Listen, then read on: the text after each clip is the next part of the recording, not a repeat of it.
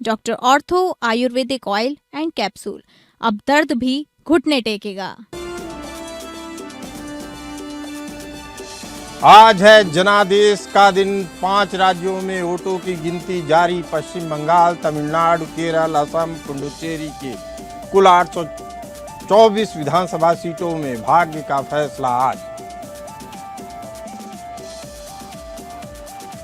बंगाल में बीजेपी और टीएमसी में कांटे की टक्कर के बाद बीजेपी आगे निकली।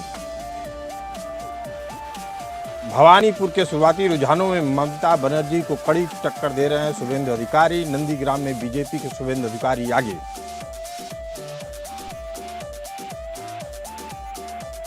असम के शुरुआती रुझानों में बीजेपी को बहुमत, 126 में से 93 सीटों पे बीजेपी आगे।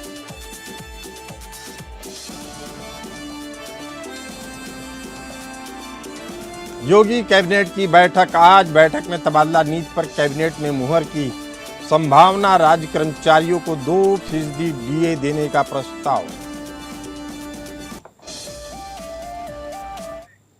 नमस्कार, मैं हूं डॉक्टर प्रसून। पश्चिम बंगाल, तमिलनाडु, केरल, असम और पुडुचेरी, इन 5 राज्यों की 824 विधानसभा सीटों के भाग्य का फैसला आज हो रहा है।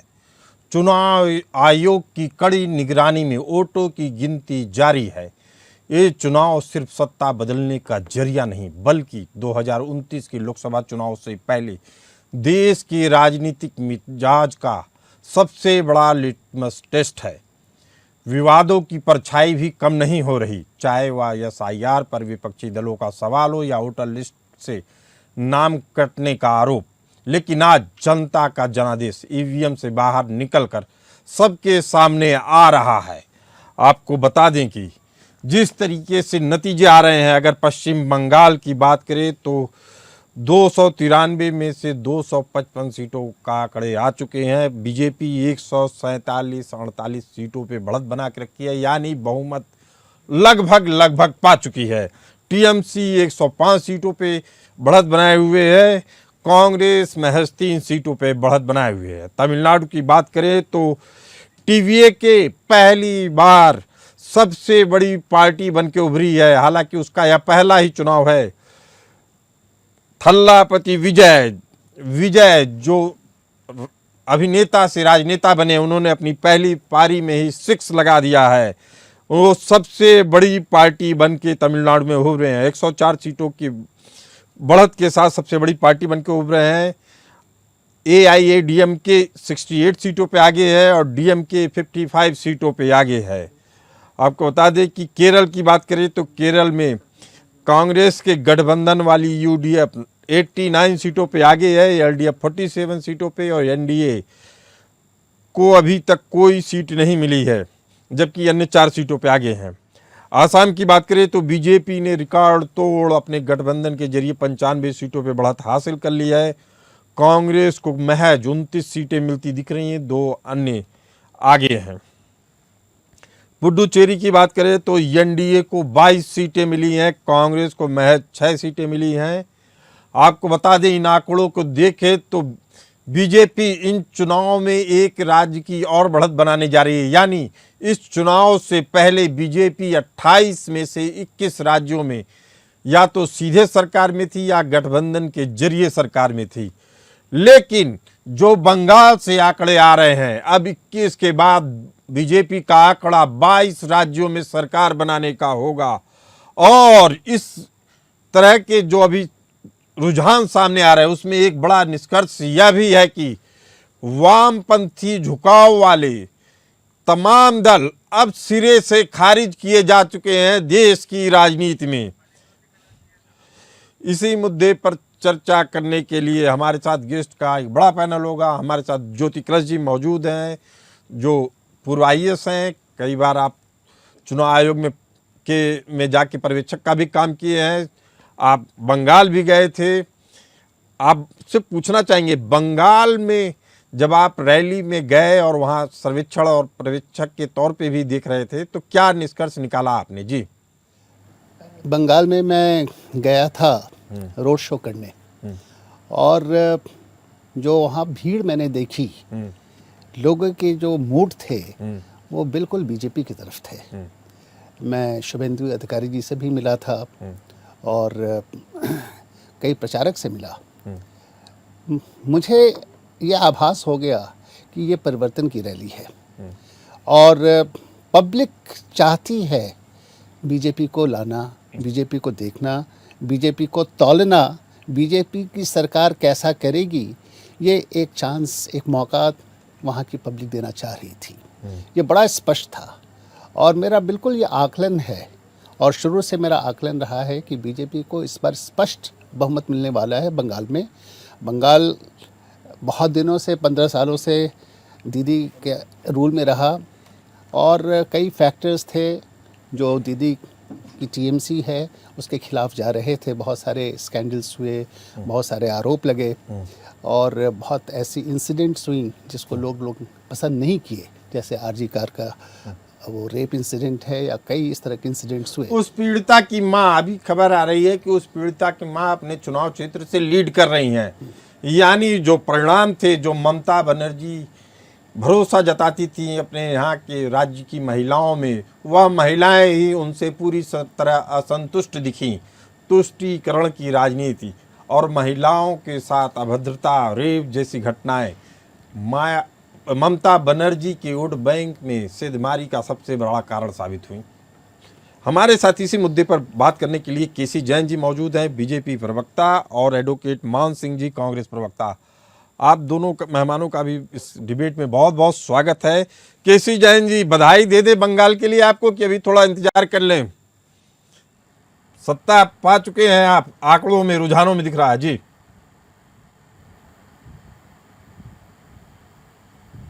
आप आवाज अपनी अनम्यूट कर लीजिए केसी जैन जी।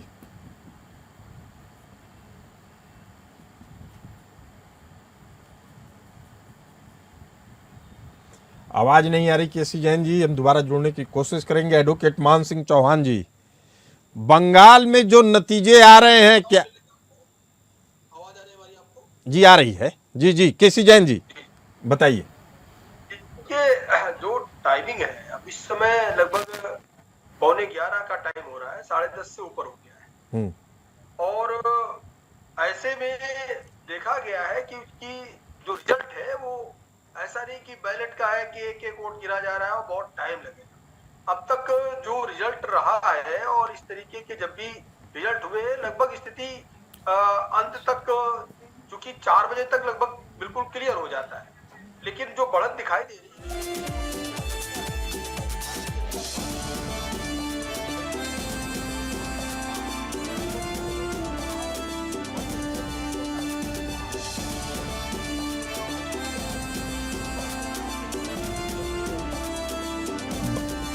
आपको रुकना चाहेंगे केसी जैन जी। बीजेपी बंगाल में सरकार बना रही है, बहुमत पा चुकी है, यूडीएफ बहुमत पा रही है, तमिलनाडु में डीएमके गठबंधन में पीछे है, टीवी के 104 सीटों के साथ आगे है। रुझानों में पुडुचेरी में बीजेपी की सरकार बनती दिख रही है पूरी तरीके से बहुमत के साथ। आपको बताए 5 राज्यों में वोटों की गिनती जारी है। बंगाल से बड़ी सूचना बीजेपी के लिए, आप रुझानों में बहुमत आपको मिल गया है, आप बधाई के पात्र हैं। लेकिन केसी जैन जी, इस सफलता के पीछे सबसे अहम कारण क्या है?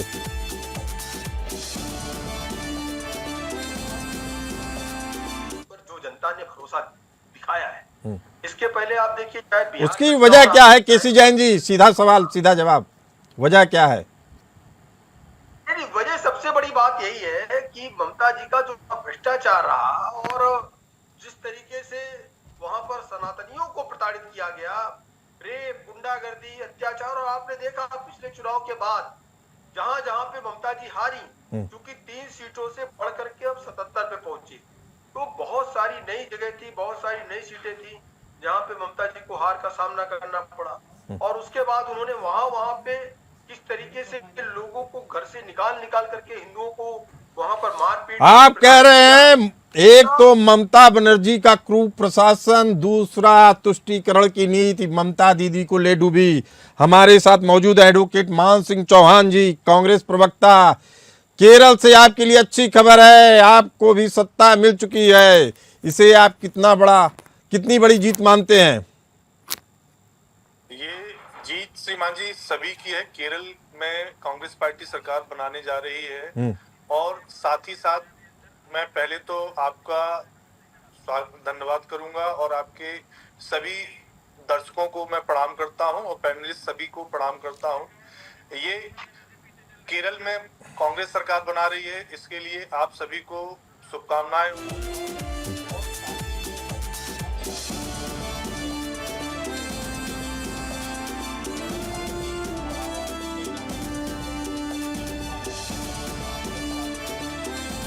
वस्तुस्थिति क्लियर हो पाएगी, लेकिन केरल में यूडीएफ सत्ता रुझानों में सत्ता बना चुकी है। रुझान रिजल्ट में जब तब्दील होंगे तो फिर आएंगे चौहान जी के पास। लेकिन अभी हमारे साथ मौजूद हैं ज्योति कलश जी। ज्योति कलश जी, अगर यूडीएफ की सफलता के पीछे कोई बड़ा कारण माना जाए केरल में, तो वह क्या कारण है जी? सबसे बड़ा फैक्टर जो है वो एंटी इनकम्बेंसी फैक्टर है जो एलडीएफ के खिलाफ गया है। लोग चाह रहे थे वहाँ भी परिवर्तन। आप देखें सीपीएम की रूट्स हर जगह ख़त्म होती जा रही है, चाहे वो बंगाल बहुत पहले ख़त्म हो गई, त्रिपुरा वो भी ख़त्म हो गई, और एकमात्र कहने का अर्थ है कि बस केरला ही बचा था सीपीएम के पास। और सीपीएम की रूल से बहुत लोग संतुष्ट नहीं थे, चाह रहे थे वहाँ पर भी बदलाव। तो ये जो बदलाव है ये तो होना ही था और एक्सपेक्टेड लाइन पर ये हुआ है।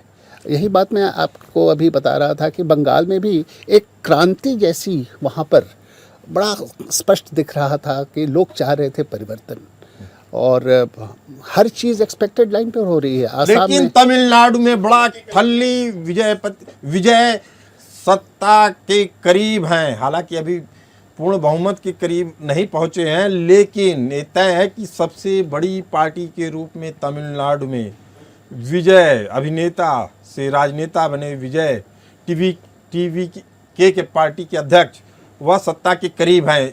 यह खबर तो सबको चौंका रही है। हालांकि एक्सेस माई इंडिया सर्वे पोल के जरिए बता दिया था कि शायद वही एकमात्र सर्वे था जिसमें बताया गया था कि वह सत्ता के करीब हो सकते हैं, सरकार बना सकते हैं। तमिलनाडु से बड़ी चौंकाने वाली खबर आप मानते हैं या ये भी एक्सपेक्टेड थी?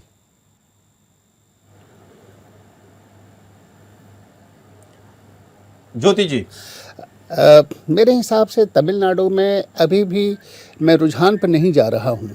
जब तक कि ये फाइनल रिजल्ट पिक्चर क्लियर नहीं होती है तब तक तो मैं मेंटेन करूँगा कि डीएमके की पोजीशन इतनी भी खराब नहीं होगी। डीएमके इस समय तीसरे नंबर पे चल रही है। जरूर मैं मान रहा हूँ ये रुझान के हिसाब से 68 में। जी।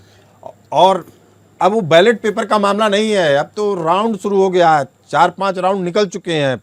यानी जो नतीजे आ रहे हैं, रुझान आ रहे हैं, वह एकदम स्पष्ट हैं और इतनी तेजी से बदले हैं कि हर आदमी चौंक गया कि टीवीके को इतनी बड़ी संख्या में सीटें कैसे मिल रही हैं। हालांकि एक्सेस माई इंडिया ने पहले ही बता दिया था कि टीवीके के जो अध्यक्ष हैं विजय, वह सरकार बना सकते हैं। मैं आपकी बात को मान रहा हूँ, मैं इसमें ज़रा भी डिफर नहीं कर रहा हूँ। टीवीके ने बहुत अच्छा परफॉर्म किया है रुझान के हिसाब से, और अभी भी मैं रुझान के हिसाब से ही चल रहा हूँ। जैसे केरला है, केरला में अभी भी रुझान है। पिक्चर बहुत क्लियर होगी 12 बजे के बाद, 12:30 बजे के बाद, जब ये ट्रांसलेट होता है नंबर्स में, जब ये नंबर्स खुलने लगता है कि हाँ भाई रुझान। आपको याद होगा हरियाणा में क्या हुआ था, कांग्रेस पार्टी शंख फूंक रही थी, अपनी जीत की खुशी मना रही थी, और रिजल्ट क्या हुआ, बिल्कुल विपरीत हो गया था। इसलिए मैं अपना कंक्लूजन तब तक मैं रोक रखूँगा जब तक ये रुझान परिवर्तित नहीं हो जाता है 75% नंबर्स पर। इसलिए मैं थोड़ा वेट करूंगा। लेकिन जहां तक बंगाल की बात है, बीजेपी थम्पिंग मेजॉरिटी से आ रही है वहां पर, इसमें कोई शक नहीं है। बहुत बढ़िया लोगों ने काम किया है, बीजेपी के कार्यकर्ताओं ने इतना बढ़िया काम किया था कि मुझे लगा कि इस पार्टी को वहाँ की जनता चाहती है, परिवर्तन देखना चाहती है। चलिए, परिवर्तन देखना चाहती है। बीजेपी के कार्यकर्ताओं के साथ साथ वहाँ पर चुनाव इलेक्शन कमीशन भी चुनाव लड़ रहा था। एडवोकेट मान सिंह जी मौजूद हैं, प्रवक्ता कांग्रेस। मान सिंह जी, ज्योति जी, मान सिंह जी, आपसे सीधा सवाल कि जिस तरीके की नतीजे सामने आ रहे हैं रुझान के जरिए अगर नतीजों को मान लिया जाए कि कन्वर्ट हो जाएंगे, तो उससे साफ है कि जो वामपंथी दल थे उनको दरकिनार कर दिया गया है देश की राजनीति में। अब वो अप्रासंगिक हो चुके हैं। केरल के भी नतीजे यही बता रहे हैं। अगर बात की जाए तमिलनाडु की तो वो भी वही बता रहे हैं। बंगाल की बात की जाए तो वही बता रहे हैं। असम की बात की जाए तो वही बता रहे हैं। अगर बात की जाए पुदुचेरी की तो वहाँ भी डीएमके साफ है। तो ऐसे में इन नतीजों से क्या निकालते हैं निष्कर्ष आप? इन नतीजों का निष्कर्ष एंकर महोदय साफ है कि कहीं ना कहीं विचारधाराओं का जो टकराव हो रहा है और लोकतंत्र में लोग अपनी विचारधाराओं में परिवर्तन कर रहे हैं और उन परिवर्तन को मत पत्र के माध्यम से प्रदर्शित कर रहे हैं, तो वो सभी को स्वीकार होना चाहिए। और लोकतंत्र में ये चीजें स्वीकार आज नहीं करेंगे तो देर सवेर आपको स्वीकार करना होगा। लेकिन इसके साथ साथ यह भी देखना होगा कि असम में, पश्चिम बंगाल में किस तरह से चुनाव आयोग एक दल विशेष के लिए कार्य कर रहा था। नहीं, ये गलत बात कह रहे हैं मान सिंह चौहान जी। अगर यही निष्कर्ष निकाल लिया जाए तमिलनाडु में तो आपके निष्कर्ष गलत निकलेंगे। आपको ये मानना पड़ेगा कि देश की राजनीति में एक कम से कम 2 दशक से बड़ा बदलाव चल रहा था। कांग्रेस भाप नहीं पाई और शायद जो भाप नहीं पा रहा है वह सत्ता से बेदखल किया जा रहा है। केरल में आपकी सरकार आई यूडीएफ की, लेकिन एलडीएफ की सरकार हट गई। अगर इसके भी निष्कर्ष को आप नहीं समझ पा रहे हैं तो एक बड़ी चेतावनी आपके लिए भी होगी। निष्कर्ष को समझने का निष्कर्ष समझा जा रहा है। क्यों नहीं निष्कर्ष समझा रहा है श्रीमान जी? निष्कर्ष को समझा जा रहा है। दक्षिण की राजनीति और उत्तर भारत की राजनीति में बहुत अंतर है। दक्षिण भारत की राजनीति एक सेक्युलर पैटर्न पर चलती है, जबकि उत्तर भारत नहीं, मान सिंह चौहान जी, पूरे देश में सेक्युलर पैटर्न पे देश की राजनीति चलती है। राष्ट्रवाद के नाम पे अगर आप चल रहे हैं तो आपको सफलता मिल रही है। बीजेपी राष्ट्रवाद के नाम पे चल रही थी। सुन तो लीजिए मेरी बात मान सिंह चौहान जी, आप जिन चीजों से मुकरेंगे वही खामियाजा उठा रहे हैं। और आप इस बात को अभी भी नहीं समझ रहे हैं कि केरल में सत्ता में आप क्यों आए। आप ये बताना चाह रहे हैं केरल का स्वाद तो आप ले रहे हैं, लेकिन आप तमिलनाडु की चीजों को, बंगाल की चीजों को, पुडुचेरी के निष्कर्ष को नहीं मान रहे हैं। आप केरल की चीज को मान लिए कि सत्ता मिल गई, लेकिन क्यों मिली है उस पर भी आपका निष्कर्ष अभी तक क्लियर नहीं है। केसी जैन जी, बीजेपी प्रवक्ता, आपका क्या आकलन है जी?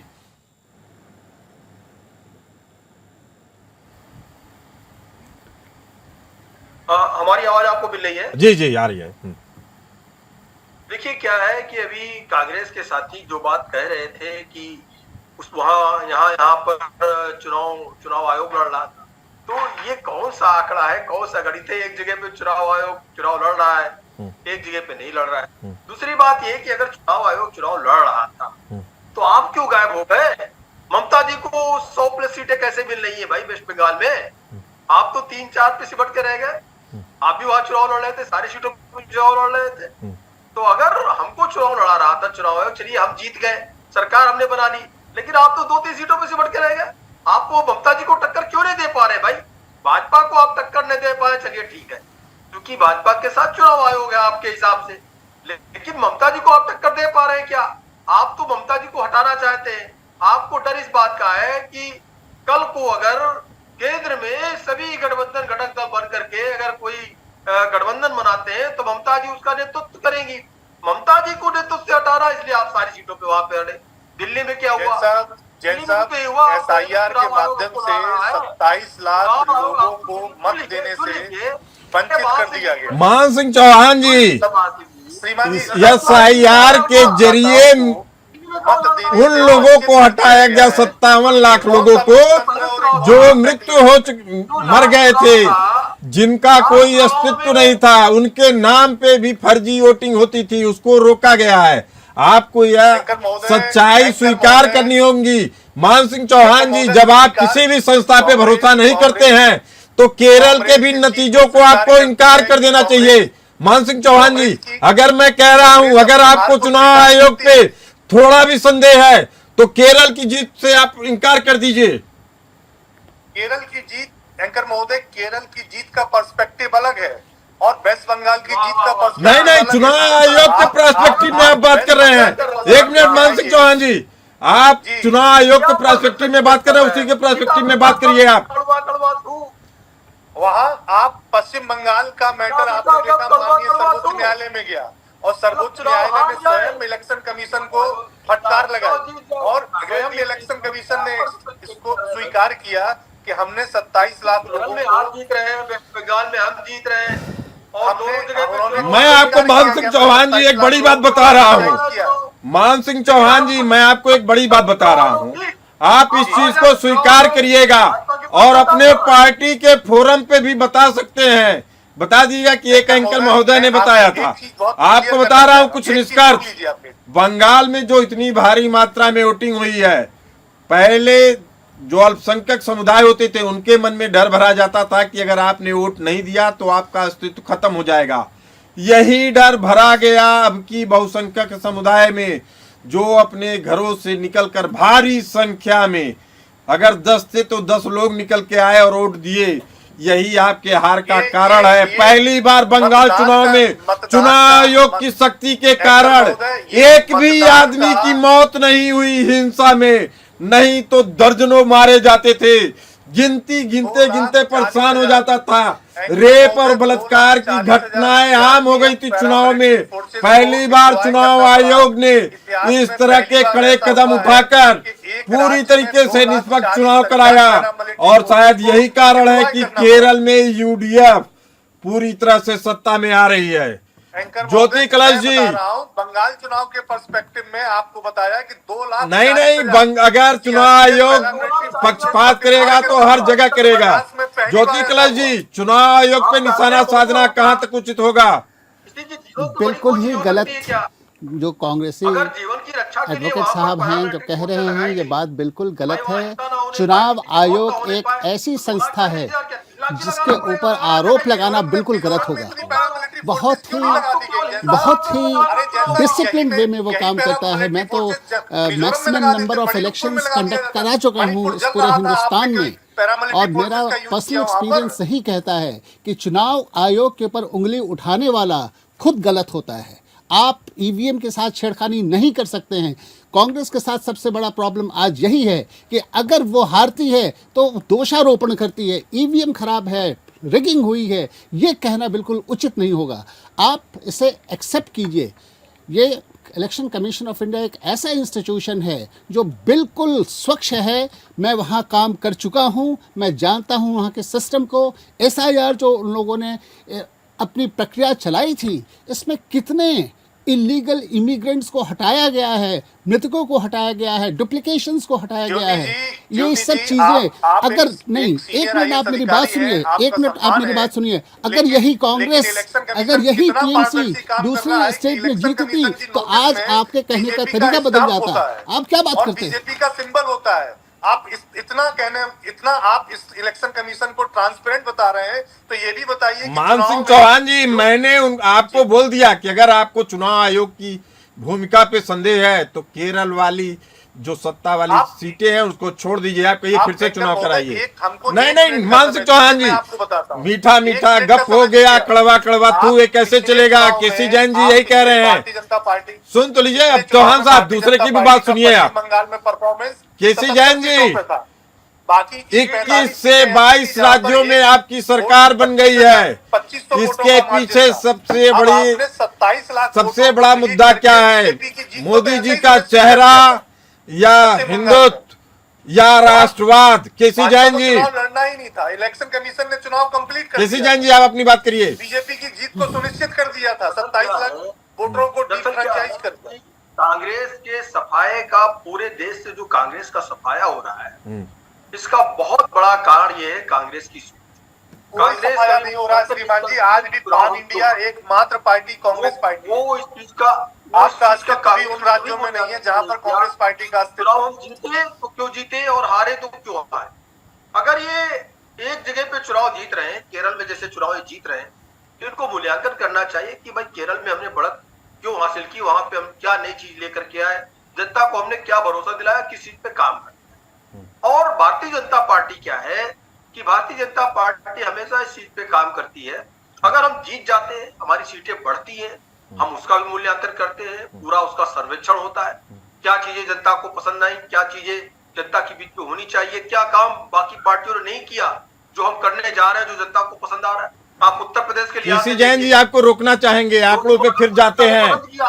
जो बंगाल से, पश्चिम बंगाल से आंकड़े आ रहे हैं, 293 में से 282 सीटों का आकलन आ रहा है। अभी जो ताजा आंकड़े आ रहे हैं उसमें बीजेपी को 163 सीटें मिलती दिख रही हैं रुझानों में, टीएमसी को 116 सीटें और अन्य को 3 सीटें। जो रुझान है 157 तक का है और टीएमसी को अभी 1 बजे तक का इंतजार किया जाए। 1 बजे तक सारी चीजें क्लियर। अरे आपको रुझान बता रहा हूँ, ये थोड़ी बता रहा हूँ निष्कर्ष। रुझानों पे भी प्रक्रिया, रुझानों पे भी अगर आपका इस तरह का रुख रहेगा तो मैं क्या मानूं। चौहान साहब, वक्त हो चला है एक छोटे से ब्रेक का, बने रहिए समय के साथ।